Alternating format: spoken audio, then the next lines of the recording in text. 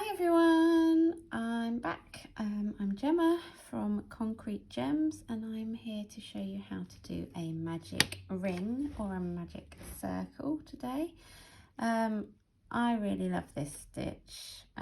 It's a great way of starting any work in the round. So for granny squares you can use it, and also for amigurumi, little toys and that kind of thing. If you don't like it, you can just do a slip knot and then chain 3 or 4, depending on how big your ring is going to be.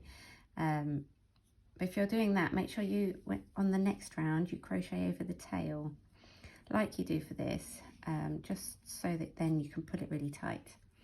Right, so what I'm going to do is I'm going to get the yarn, I'm going to lay it over my non-dominant hand, so that's the one that I don't hold the hook with, that I don't write with. So for me, my left hand, I'm going to wrap the yarn around my fingers like this, so it crosses over in a loop. So you can see it's a loop to keep hold of it, otherwise it falls away. So I put my thumb and finger over the cross, and then I'm going to get my hook. I'm going to put my hook into the ring.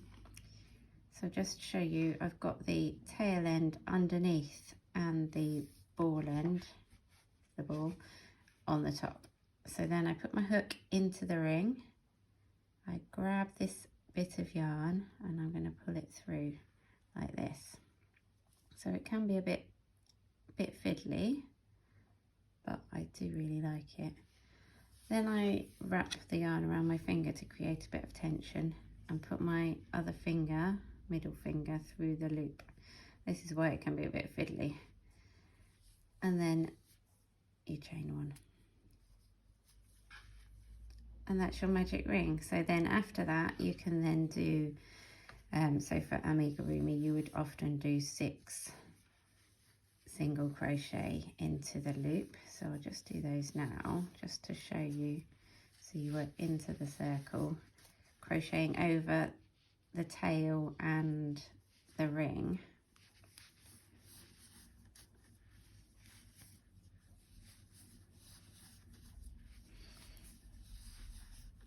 Okay, that's 6. And then you get hold of the tail end and you just pull it to tighten it, and you see it's really neat there. Really lovely little circle.